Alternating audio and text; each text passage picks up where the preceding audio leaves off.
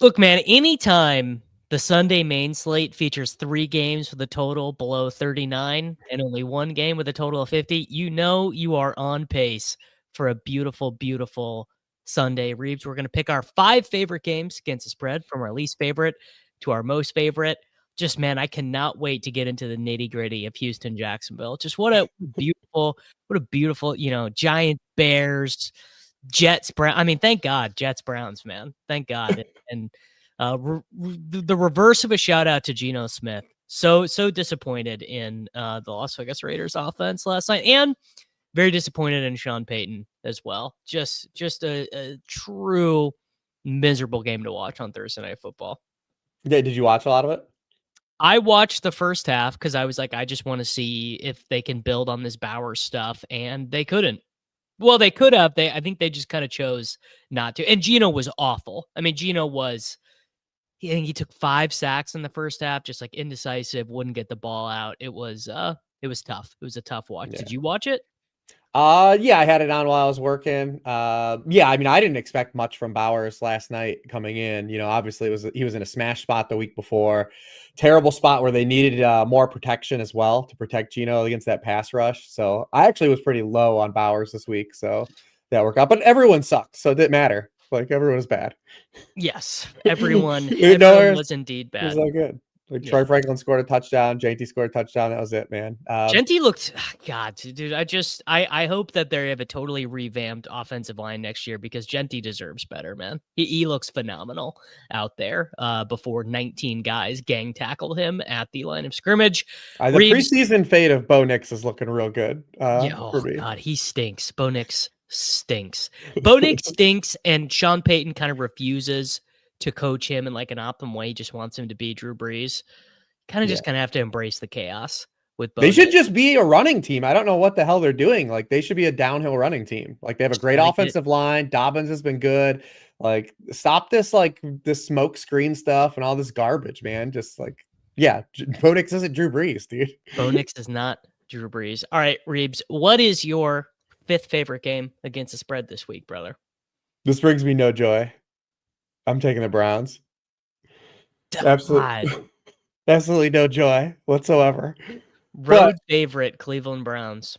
Yeah, but Justin Fields has been so anemic under pressure. And like all of his counting stats that have even been remotely usable this year outside of the Pittsburgh game have just come in junk game script against bad defenses. When he's been pressured this year, he has completed only 48% of his passes for 4.7 yards per pass attempt. He has a 28% sack rate against pressure. Also, like these trades, the loss of Sauce Gardner probably doesn't have as much impact here, unless you really believe like Jerry Jeudy. Dylan Gabriel has the lowest completion rate to wide receivers this year, so I don't even know if the Sauce Gardner that has any impact here. But Quentin Williams has an impact here. With Quentin Williams off the field, the Jets have allowed 5.2 yards per carry. They've also allowed 1.5 yards before contact per rush to running backs this season. And a lot of people will talk about like the Browns on the road this year. Well, the Browns' 4 road games this year have been at Baltimore, at Detroit, at Pittsburgh, and at New England. Yeah, those teams beat the Browns everywhere. Like, it doesn't really matter where those games were played. So, yeah, it brings me no joy, but I think the Browns Dylan Gabriel doesn't turn the ball over because the Jets don't have an interception. They have the fewest takeaways in the NFL.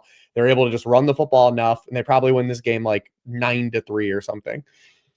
God, do you like Quinshon Judkins for DFS against the Jets? Because I kind of do. I kind of think that this is a total, like basically the same thing that happened in the Dolphins game where they didn't even try and do anything on offense. They were like, we're going to give you the ball 27 times and let's see if you can get 150 yards. Let's let you be Nick Chubb and let's see what you can do with it. I do kind of like Quinshon Judkins. I don't really like Breece Hall. The projection's kind of like Breece Hall. I'm kind of middling, ambivalent there. I have no faith in the Jets offense this week. But yeah, I mean, it's a tight week for pricing, especially at running back, because this is the first week in a while we haven't had like a couple free running back squares, and maybe we get one in the next few hours. I don't know, but there aren't a lot of like attractive mid-range pay down options at running back. So like Judkins does kind of stand out from a volume perspective in that range. So yeah, I don't have a problem with him. Yeah. All right. I'm only taking this one because it is through a key number all the way down here, but I'm going to take the Seattle Seahawks. Looks like you can get this at 6.5 pretty much everywhere. I am, first off, not as much of a believer in the renaissance of Jacoby Brissett. I mean, I do think that Jacoby Brissett is probably a better fit for the things that we as fantasy football fans like. He's better at throwing over the middle of the field. Kyler was like, kind of historically bad at completing passes over the middle of the field and finding those spots. But the Seahawks have this crazy efficient passing game. Greg Olson actually had this great Twitter thread the other day about how people think the Seahawks are like a power running team, but that's not really their thing at all. The Seahawks are net adjusted yards per attempt, Reebs. They are 1.5 yards better than every other team in football. Clint Kubiak just has these dudes cooking on offense, right? The play action stuff, the pre-snap motion, it's so good. I mean, it's not that long ago we were talking about Clint Kubiak as everyone's going to want to hire this guy to be their head coach, and then everyone for New Orleans got hurt. But and it's always tempting, or it's always scary to stick your neck out with Sam Darnold in one of these games. And these NFC West games are always so weird. These are always like the most like rock fight style games. But I also think the addition of Shaheed is like pretty useful for this offense because he's just like a really, really good deep threat. And frankly, at this stage of his career, no disrespect to Cooper Kupp, but Shaheed's probably even going to be better than him at the short and intermediate stuff. And the Seahawks defense also very good. So I'm taking the Seattle Seahawks minus 6.5 points at home against the Arizona Cardinals. Yeah, the division games always scare me, especially the round 2 division games. But Seahawks are averaging 3.5 more yards per pass attempt than their opponents. If that holds, that would be the highest rate in the Super Bowl era. Also, just a great statistic in terms of the who's who in the NFL. Like if you're passing the ball more efficiently than your opponents, you're winning more games. I mean, the Cardinals are 5.4 net adjusted yards per attempt. That is like that is a 3.5 yard disparity. It's actually unbelievable how much more efficient the Seahawks have been. Yeah, Seahawks a little healthier out of the bye as well. Julian Love on IR, but they got Devin Witherspoon back, and before the bye, they got Nick Manowari back.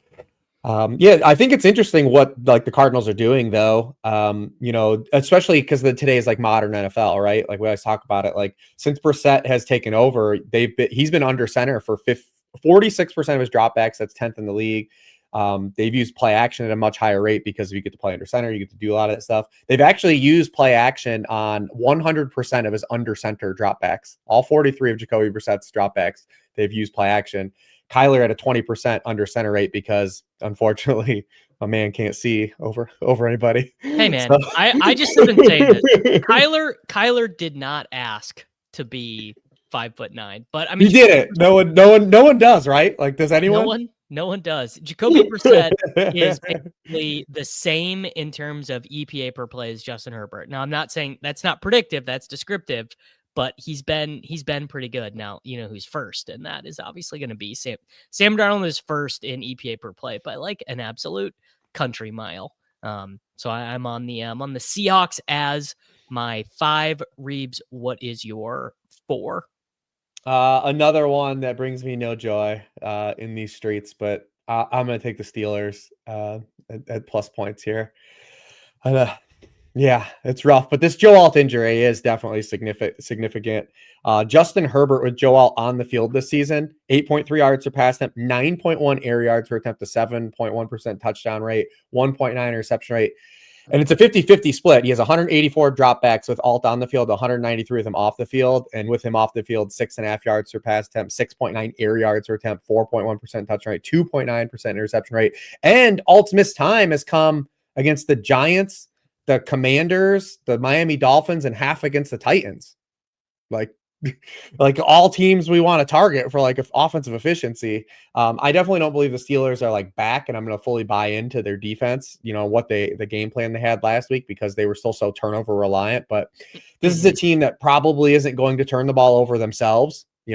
Aaron Rodgers last week had averaged 2.9 air yards per attempt. Like they just want to be boring. And it's one of these games you go on the road. There's no home field advantage for the Chargers. There'll probably be more Steelers fans at this game than there will Almost be for sure. the Chargers fans. But I just worry about this offense, holding up now without Joe Alt. I don't think they're going to run the ball at all in this game. So another one that's just reluctant. I hate doing it, but these are these games where like the Tomlin wins these games. So we talked about it last week. It's like these are the games when Yeah, they're like, dude. Okay, I took the Colts last week, and like first drive, I was like, oh, terrible mistake. This is like you just all the data in the world cannot make up for something that we know, which is universally true, which is Tomlin. They kind of lose the games they're supposed to win, and they win the games they're supposed to lose. Daniel Jones, I mean, the 5 turnovers from Daniel Jones were so just like every one after the other. You're like, yep, I guess this is just what happens some of these games for the Steelers. And I mean, I love to short the Los Angeles Chargers. So funny. Right before the show, I just got a cold email from some guy just like trying to get his Justin Herbert propaganda out there. And I was like, buddy, you have sent your Justin Herbert propaganda to the wrong cold email, because you are not getting me to disseminate all of these stats. Yeah, I will disseminate. But yeah, I know. I still think Justin Herbert is a very good football player. Justin Herbert is a very good football player who is I mean, look, the Chargers must just have been built over a indigenous people's burial ground, because the whole franchise is just insanely cursed. Like they lost to the Commanders without Alt. But they lost to the Commanders without Alt. They lost to the Giants without Alt. They needed a last-minute win to beat the Dolphins without Alt. And then they hung on last week against the Titans without Alt. So it's like incredible. You do need an offensive line, unfortunately, in the NFL. You do need an offensive line. Okay.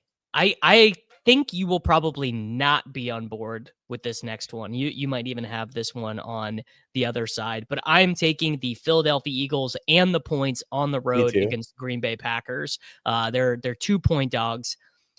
The Green Bay Packers are just an unserious organization. I guess I have a hard time saying, is this LaFleur's fault? Is this Jordan Love's fault? Is this the front office's fault? Like, I don't know what it is, but the Packers just refuse to embrace how many good players they have. They play down to every team. They let themselves get beat by the Carolina Panthers, and they let themselves get beat by the Cleveland Browns in games that they could have just walked away with.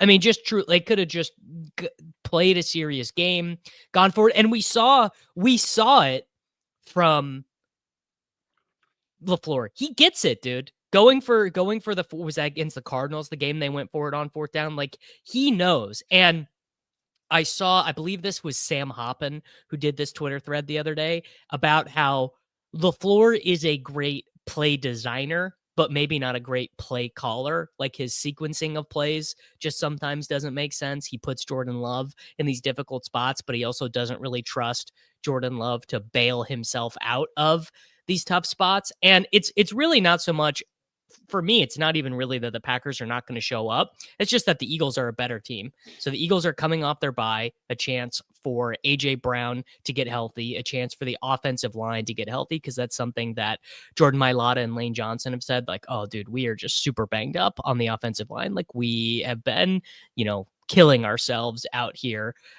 Now, some of these guys, like Cam Jurgens, is still injured, but they should be getting, like, basically all their injured guys are mostly going to be back for this game. I think we see like kind of just a nice downhill, 30-24 win for the Philadelphia Eagles here. This was my next one as well. I mean, I'm a simple man. You're gonna give me points with Jalen Hurts, like and the Eagles. Like, I'm just gonna pretty much always blindly take them. You're getting them off of a bye, healthier. They are 3-0 as underdogs outright since the start of last year. Packers are 1-5 against the spread in their past 6 games. They actually are the only team this season that have 2 outright losses as favorites of 7 or more now on the season. And then this injury to Tucker Kraft is massive. I mean, Tucker Kraft is a George Kittle adjacent type player where he impacts the game even on plays where he doesn't have the football. He's so awesome with the football in his hands. He impacts the run game. He impacts what you can do offensively, structurally. The Packers have averaged 6 yards per play with Tucker Kraft on the field this season. That'd be fourth in the NFL. They're fourth in success rate on plays with Tucker Kraft on the field this season. Without him, they go to 24th in yards per play and 29th in success rate. We also have the Eagles, once again, this is a team like how he adjusts. Like they never settle. And now these 2 weeks that they haven't played, they picked up Jalen Carter. They picked up Michael Carter. I think Jair Alexander is a whatever. That's just to like see what happens type of move. And then Jalen Carter being on the field is significant in this matchup as well. Like with Jalen Carter on the field, the Eagles only allow 3.7 yards per carry to running backs, 0.95 yards before contact to running backs, and only 1 rushing touchdown. If you remove the rushing infrastructure from the Packers, like this offense, they're a team that really relies on that counterbalance. And then if this Jalen Phillips addition helps the pass rush, there's no quarterback that has wider splits against the pass rush this season than Jordan Love. Kept clean. He actually leads the NFL in completion rate.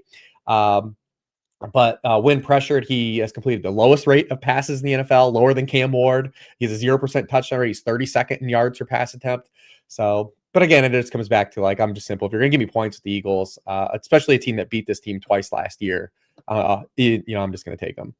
And as Josh points out, LaFleur was also basically Jesus. So we're gonna see like a whole drive of the tush push at one point in this. It's gonna be like it's gonna be like 2nd and 4, and they're gonna run it like 3 times. They're just gonna line up and do it.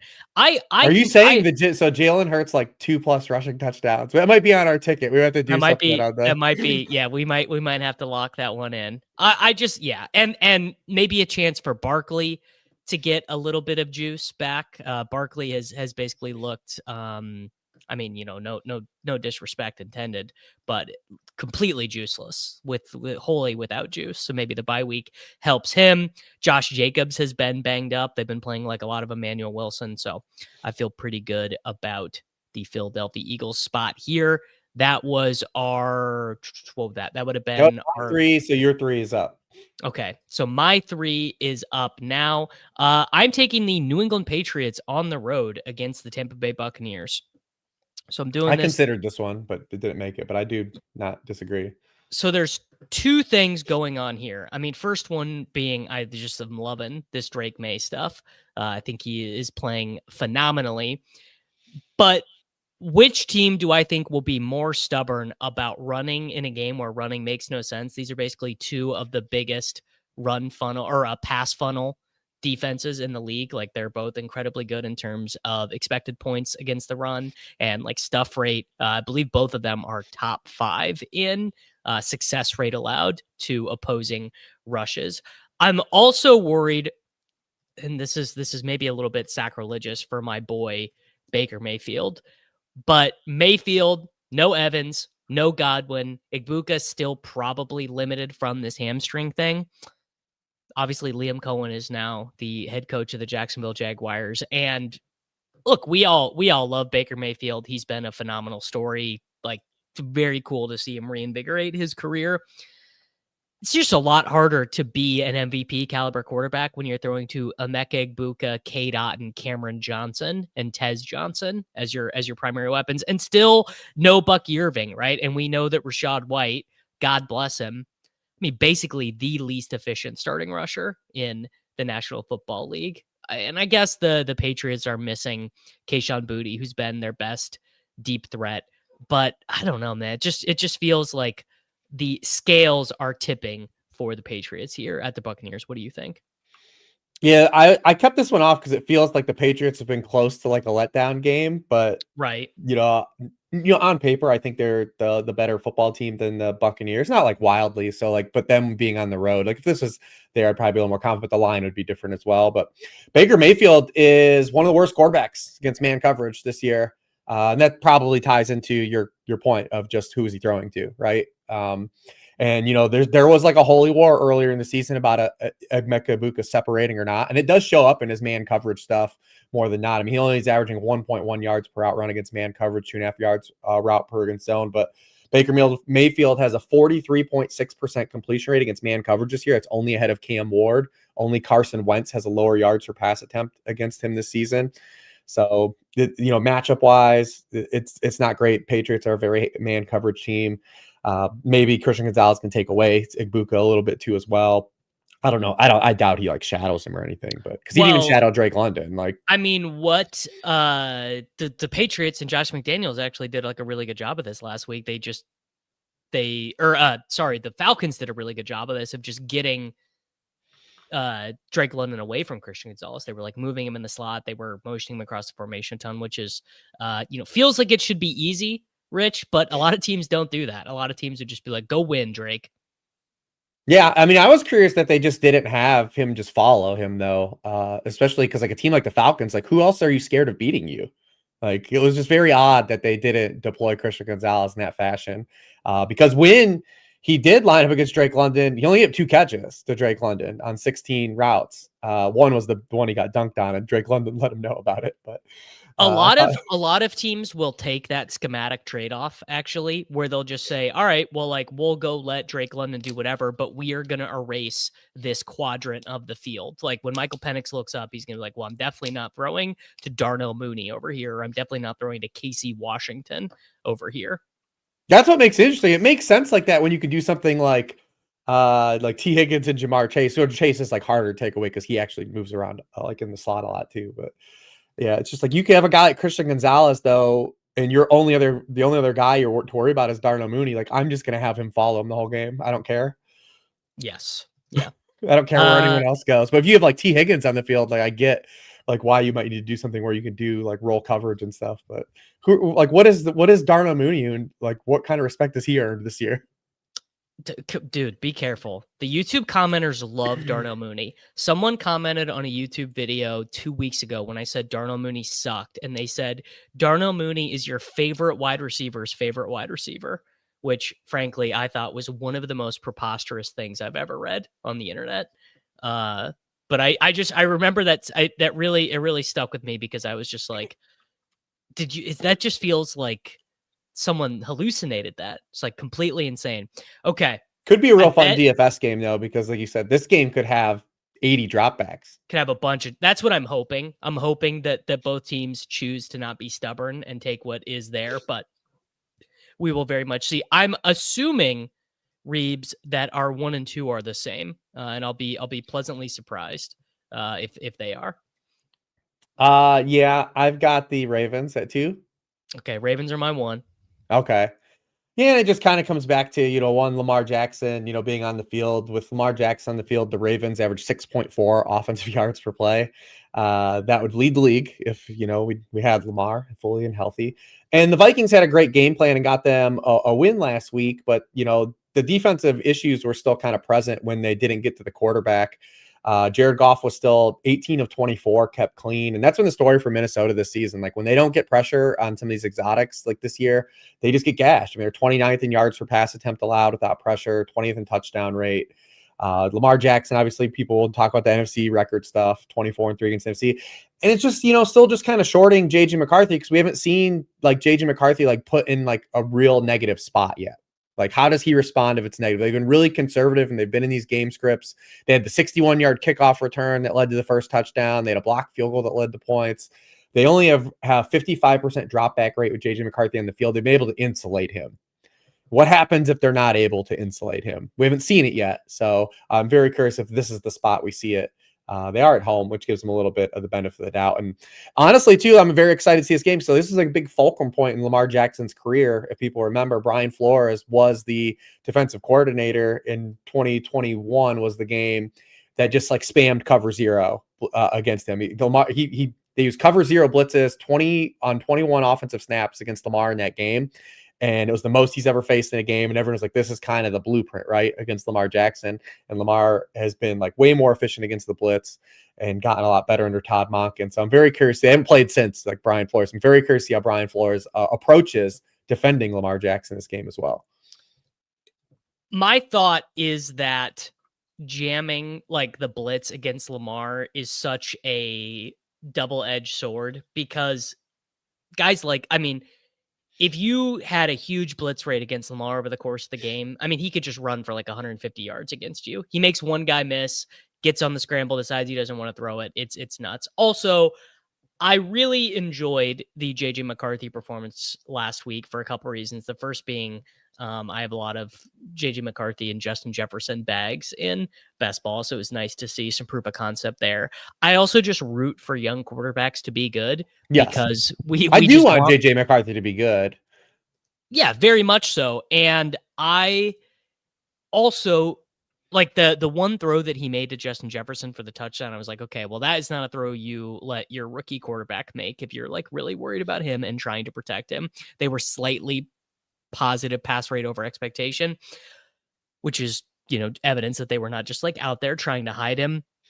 This is a bad spot for the Vikings, though, where they are up against a Ravens defense that is getting a lot healthier. They are deploying Kyle Hamilton in all these like really cool, unique ways, which I thought was the Ben Solak had a great thread about this on Twitter about. Yeah, I wrote about this when they made that trade for Aloy Gilman, and then he just, obviously as a ball knower, just does a way better job of explaining it. Yeah, it's very, very cool.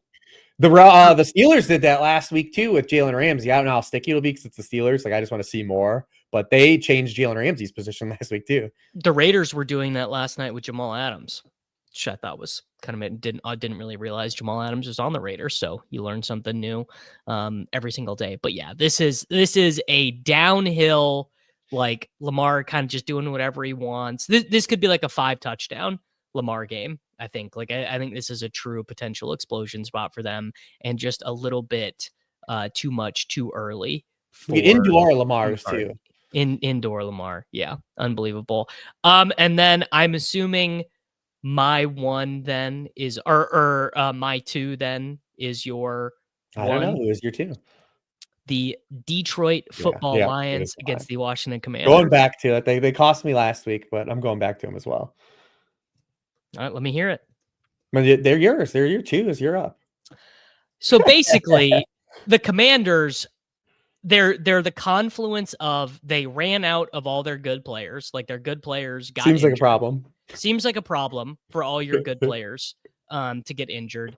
And then they also ran into, once everyone on the team realized that it's over, the effort level decreased. And when you have the combination of all your bad players are out or are injured, and then your remaining players are like, fuck, we're getting our butts kicked, like enough of this. That is how you end up being basically the worst team in football. No team has allowed more net adjusted yards per attempt than the Washington Commanders. The Commanders have allowed, they are, shout out to them, only 4th worst in the NFL in expected points against on defense. So they must have been pretty solid in a couple of those games. But this is a team that in 2025 is starting Marcus Mariota, Zach Ertz, Deebo Samuel, Chris Moore, Jalen Lane, and an undrafted free agent running back, or I guess a 7th round running back out of New Mexico State. How can they possibly keep close in this game? It would have to be like an. Well, you didn't even mention that they put Dorrance Armstrong on injured reserve 2 weeks ago. Marshawn Lattimore had a torn ACL on Sunday night. The past month, they're 31st in defensive EPA, giving up 3 points per drive. And their big vulnerability was why I was on Sam Darnold last week is that they're one of the worst teams against the play action pass this year. And Jared Goff, outside of Sam Darnold, is one of the most efficient passers of the play action pass. Yes. So from like a DFS perspective, how are you wanting to attack this one? Is it all the dudes again? It's just I really like Gibbs. Gibbs is my I like him the least. Here. I like the passing game the most. Well, I like the pass. I just think structurally, when you look at Jared Goff, he's obviously he's 7th in the rate of play action passes. He's 3rd in yards per pass attempt using play action, 5th in completion rate play action. So like, there's big signals for Amon-Ra, obviously, and then because he gets targeted on all the stuff, and Laporta here, and then you can always take Jameson on the big vertical stuff. But I'm a little bit worried about the actual the Lions' running game has not been good all season, and they have offensive line injuries now. Chris Pogany's going to miss time till December. And the one area where like Washington is still kind of okay is the interior.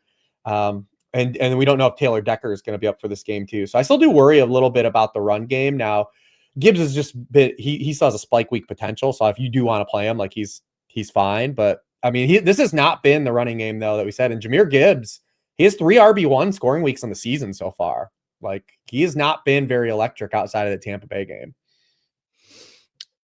I think that I guess my thought on Gibbs and JMO for like DFS and for props and and stuff, it's different from like DFS and stuff like that. Yeah. My thought is the Lions are going to be up by so much and be cruising so hard that whoever John Morton and Dan Campbell want to like get on track, they're going to be able to in this game. So if they want to dial up some JMO stuff, like JMO, it's been a thing that Morton has been talking about. Like, oh, you know, what did he say last week? He said, like, I've failed Jameson Williams, which is just like a very funny thing for an offensive coordinator. But they say the Lions every week say something about a different player. So they do. To my point being, the coaching staff in the second half is going to be able to be like, all right, well, we want to get Gibbs going, or we want to get JMO going, or we want to feed Tesla a touchdown. That's what they did this week was Tesla. Like, yes. So I don't know who it's going to be, but one of St. Brown, JMO, David Montgomery, Jahmyr Gibbs, Sam Laporta is being underprojected based on just what the coaches are going to want to do. And I don't know what it is, and you don't know what it is, but could be interesting. But yeah, I do like the passing game a lot though. And just like the Commanders have lost 3 games in a row by more than 20 points. And the fact that they, Detroit just lost at home to the Vikings probably helps them keep their foot on the gas here. Yeah. So there we go, man. There are our games. So we have, you took, man. I was about to start the recap and I was like, wow. Okay. So Reebs took the Cleveland Browns +2, -2. -2 now. They did open as dogs. But I took the Seattle Seahawks -6.5. You took the Pittsburgh Steelers +2. We both took the Philadelphia Eagles +2.5 points. I took the New England Patriots. What's the number on that? +2.5 points as well. I say Eagles Patriots seem like a decent tease too, as well. By the way, I like that. We both took. You can take them both through 7. Yeah, we both took the Baltimore Ravens, and we both took the Detroit Lions against the Washington Commanders. So there we go, man. That is nice, and that is nice and straightforward. I had a feeling setting the show up this week. I was like, okay, well, we're both definitely going to take the Ravens, and I feel pretty good that Reebs is going to be taking the Lions as well. I came close. The Patriots were a consideration for me, and then the Panthers, just because the Saints are just not a serious operation either.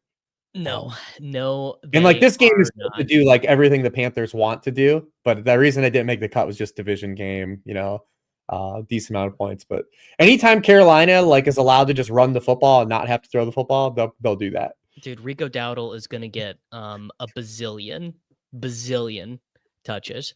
Okay.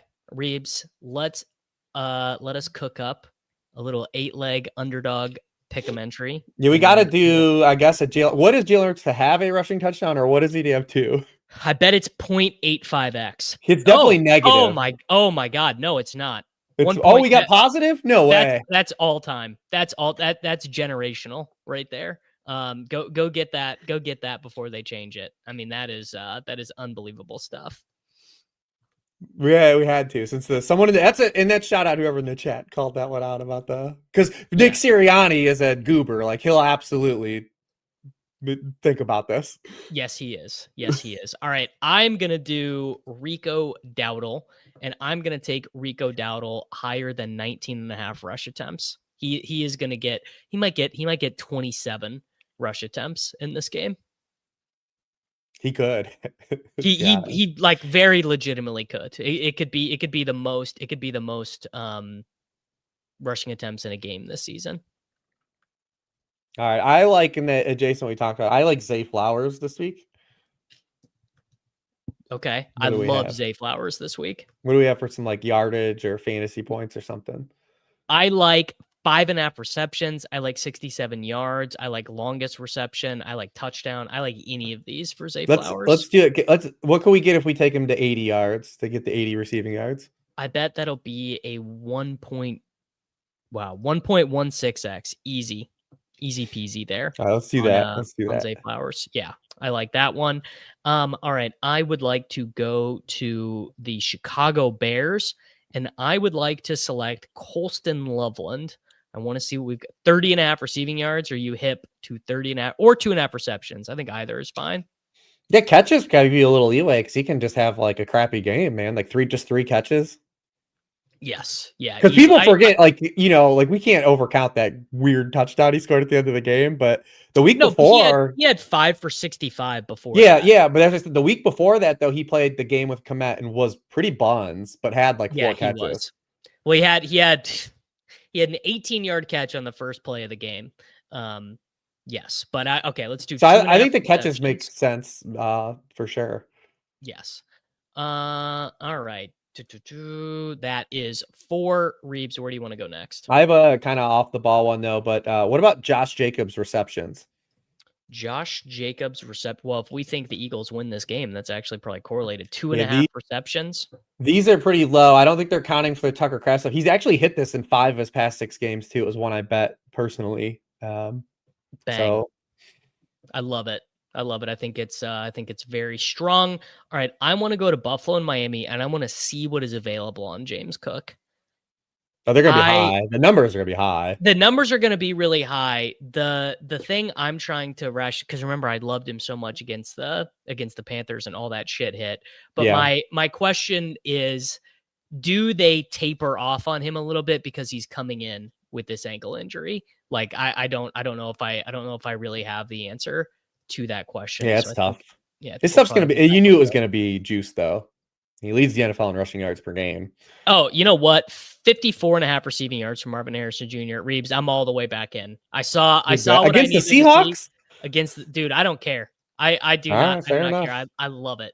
I mean, dude had yards against the Cowboys. Like we're back.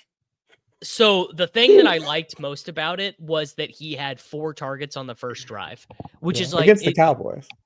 Hey man, it's about How the bad are intent. the Cowboys that like their own players are like watching like highlights of their defense and being like, yeah, wow, I wish I could play against those guys. No, it's like actually unbelievable. 54.5 receiving yards from Marvin Harrison Jr. I need one more from you. Need one more from me. What do we want to do? Do we have you didn't take what do we got? We have no Lions said, players yet. yeah, we did no Lions. Do we want to do something like Laporta, Amon-Ra? I know you were on Gibbs. We can do St. Brown fantasy points. We could do JMO. We could do Laporta. I'm good with any of them.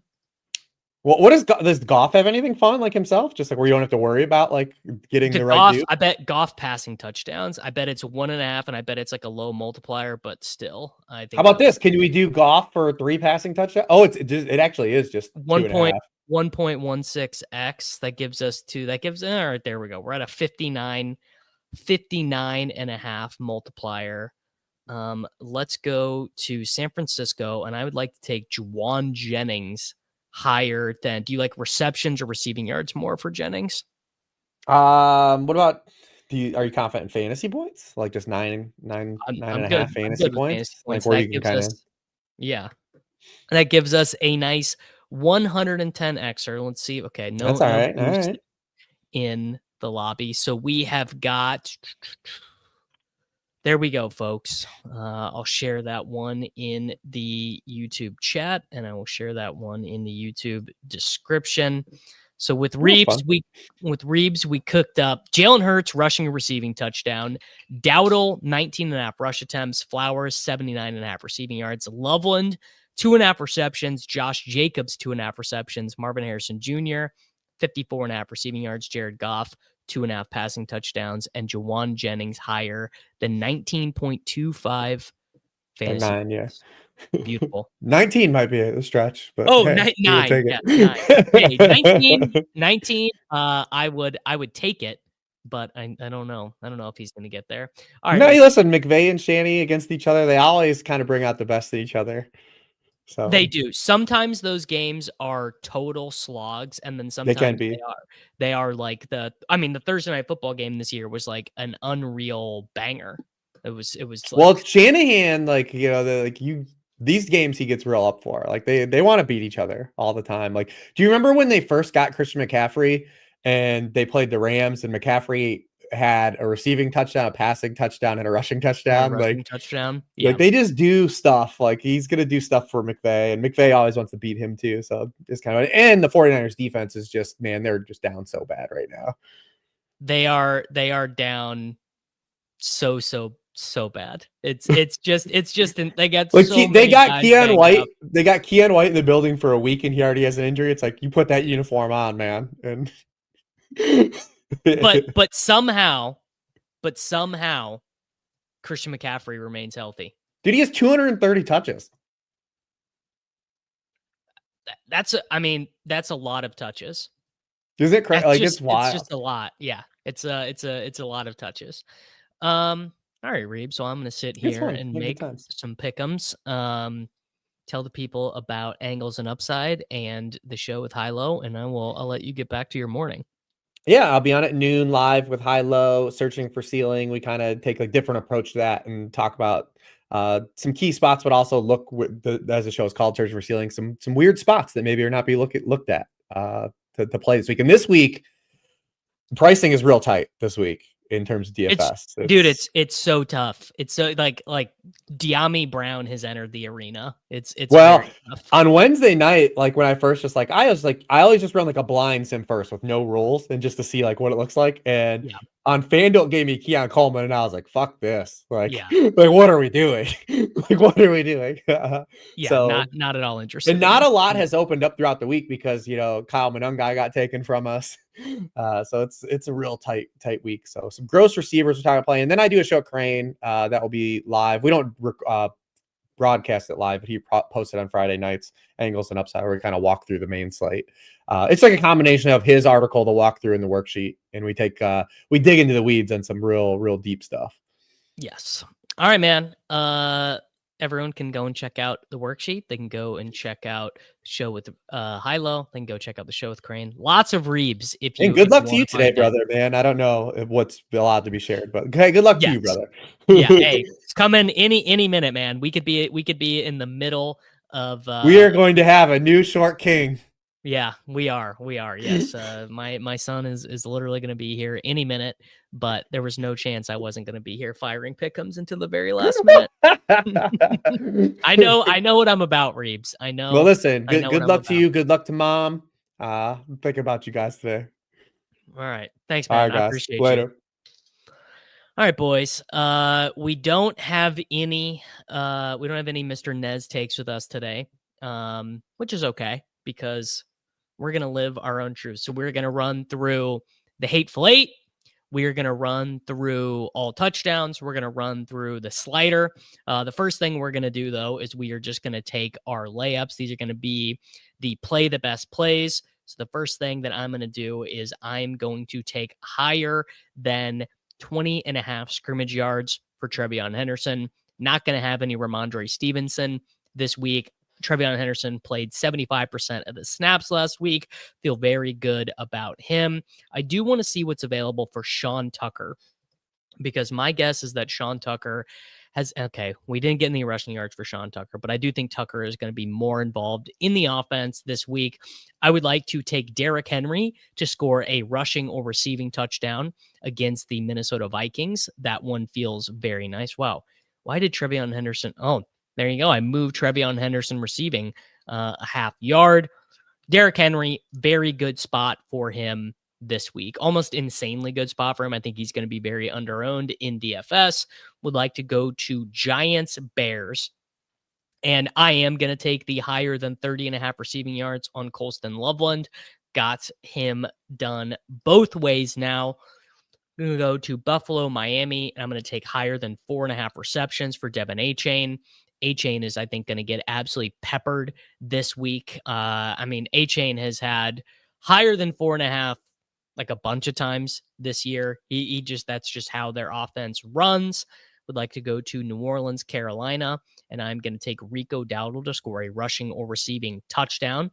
That is 5 legs and gets us to 11.29x. I'm going to go to Cleveland. In New York, we are going to take higher than 19.5 rush attempts for Quinshon Judkins. Love the rushing stuff on some of these running backs this week. We are going to do Juwan Jennings higher than 50.5 receiving yards. Wow, they removed the Henderson again on us. Snip, snap, snip, snap. There we go. We've got Trevion. Wait, is it still? Okay, there we go. What is going on? They hate Trevion Henderson. Something is glitched and or bugged with Trevion Henderson. I guess you don't love to see that. Then we're going to go to Arizona and Seattle, and we are going to take my boy Jackson Smith-Njigba for 96.5 receiving yards. We're going to place $5 American on that, and that would be the best plays. It's very hard to play the best plays, but it's not that hard. So that gives us an entry of Derrick Henry to score a touchdown, Colston Loveland higher than 30.5 receiving yards, A-Chain for 4.5 receptions, Dowdle to score a touchdown, Judkins for 19.5 rush attempts, Juwan Jennings higher than 50.5 receiving yards, Trevion Henderson higher than 21.5 receiving yards. The research from our friends over at Established the Run has indicated time after time that receiving props for running backs are some of the biggest money sinks in the world, but we don't care. Jackson Smith-Njigba for 96.5 receiving yards. Throw that one in there. Got that link in the description. Got that link in the YouTube chat. Now, let's go ahead and do the Hateful Eight. This is, honestly, this is one of the times that my brain gets to, really exercise itself. Who do I think is going to suck this week? I mean, the answer is I think a lot of these guys are going to suck. You just have to get it. We were very close last week with Mr. Nez to getting this one. So let's go starting at the Detroit-Washington game. I would like to see, so you can't take Chris Rodriguez. I do like lowers on Zach Ertz. I do like lowers, basically Commanders lowers. I don't want to take a Ja'Cory Krosky-Merritt lower. So what we are going to do is we are going to take lower than 4.5 receptions for one Mr. Actually, you know what? Change my mind. We're going to do lower than 52.5 receiving yards for Deebo Samuel. Then we are going to go to Arizona and Seattle. We are going to take Michael Wilson lower seems good. DeMercado 34.5. You know what? What we're going to do is we are going to take lower than 29.5 rush yards for one Mr. Zonovan Bam Knight. Then we are going to go to, we're going to go take a New York Jets. So many lowers we could take here. We could take Mason Taylor. God, I mean, how do you even begin to decide which one you want to do? So let's do lower than, we'll do lower than 12.45 fantasy points for Breece Hall. Then we will go to, we could go to almost anyone and take a lower on Cleveland. Maybe we'll come back to that. Let's go to New Orleans and let's see what's posted for Juwan Johnson. Let's do lower than 37.5 receiving yards for Juwan Johnson. Don't think the Rashid Shaheed exit is going to matter that much for him. We're going to go to Jacksonville, Houston.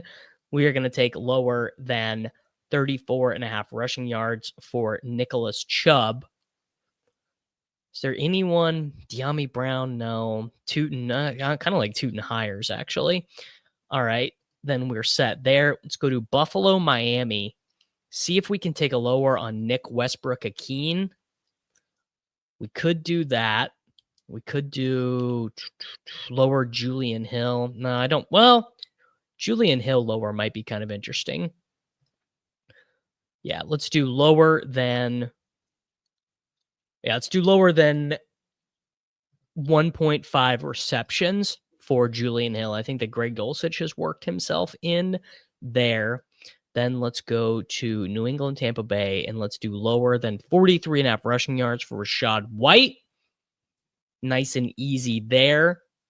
And then let's do lower than 4.5 receptions for Cade Otton, and that is a 115 Xer. Deebo Samuel, lower than 52.5 receiving yards. Bam Knight, lower than 29.5 rushing yards. Breece Hall, lower than 12.45 fantasy points. Juwan Johnson, lower than 37.5 receiving yards. Nick Chubb, lower than 34.5 rush yards. Julian Hill, lower than 1.5 receptions. Rashad White, lower than 43.5 rush yards. Cade Otton, lower than 4.5 receptions. That is your Hateful Eight for the week. Now we are going to do the all touchdowns. So this is going to be our Dog Bowl qualifier practice entry. We are going to begin with Trevion Henderson. Then we're going to go to Baltimore, Minnesota. We are going to add Derrick Henry. We are going to go to Buffalo and Miami. And I don't want to take Josh at even. So we're actually going to skip that one. We will add Rico Dowdle in here. Then we will add, do we like Judkins at 0.84x? I don't know if we want to add, we'll come back to that one. Let's go to Arizona and Seattle. Don't know if I want to add in anyone there either. Let's add in Christian McCaffrey. What odds can we get for Devontae? Even money for Devontae Adams. Don't love that. Let's add in Gibbs and let's add in JMO. What does that get us to? Only a 19 Xer there. So let's go back to Arizona, Seattle, and let's add in Jackson Smith and Jigba. That gets us to 35. Maybe Kincaid receiving touchdown. I don't love it. Let's add, you know what? No, let's add in Zay Flowers. There you go. That gets us to, thank you. Yes. No, so we can't do Jalen Hurts because this is the Dog Bowl qualifier practice entry, and Jalen Hurts cannot be used in that because it's only the games that are there at noon. So this is our all touchdown entry, which is basically our Dog Bowl qualifier practice, all TDs, all the time. The players we have to register touchdowns are Trevion Henderson, Derrick Henry, Rico Dowdle, Christian McCaffrey, Jahmyr Gibbs, JMO, Jackson Smith and Jigba, and Zay Flowers. Now we need to do our super slider. So the first thing that I'm going to slide is I'm going to do Zay Flowers. What do I have to do to get him to 2? So we're going to do 109.5 yards for Zay Flowers. Then I would like to go to Jahmyr Gibbs. I'd like to get Jahmyr Gibbs. How can I get Jahmyr Gibbs to a 2x multiplier? Rushing plus receiving yards, 139. There we go. That gets us to an 18 Xer. Now we can add in to what can I get for 2 rushing touchdowns? Wow. I mean, that is beautiful. You know what I'm going to do on this one is I'm actually going to set us up with a flex entry because I'm going to go to Los Angeles, San Francisco, and I'm going to slide Jennings up until we get to a 2x. So 89.5. I'm going to do this one both ways. So I'm going to put, there we go, $2 on this one to get all the way up there. Wow. That is how it's done. That is how you do a super slide. The Jalen Hurts multipliers are crazy this week on the super slider. Permission to slide, Your Honor.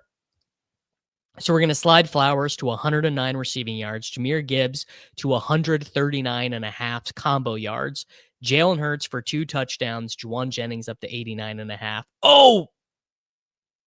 Okay. I can go back. I can actually just do that again. So we'll do the Jennings slide We'll do the Jalen Hurts touchdown multiplier higher than 1.5. And then we'll do Flowers up until the point that we can get him to a 2x multiplier.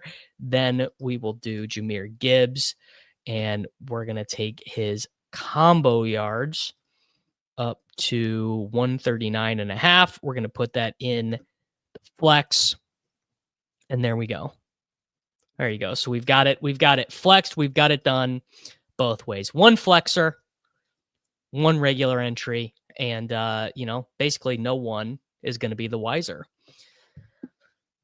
Love to see that. So we got the super slider, we got the Hateful Eight, we got all the touchdowns, we got to play the best plays. I think that basically. Should I have an unlimited boost? Do I not have one? No unlimited boost for me. Looks like I have used up all my unlimited boosts. Do you guys have unlimited boosts? Because I do not. No unlimited boosts pour moi. All right. There we go, folks. We have got ourselves a weekend. Wow. You guys have better access than I do with the old unlimited boosters. All right. So we got all those cooked up. Our boy Reebs gave us all the picks. So let's go ahead and get out of here, man. I got a life to go live. Maybe I'll be having a son today. Maybe I won't. Only time will tell.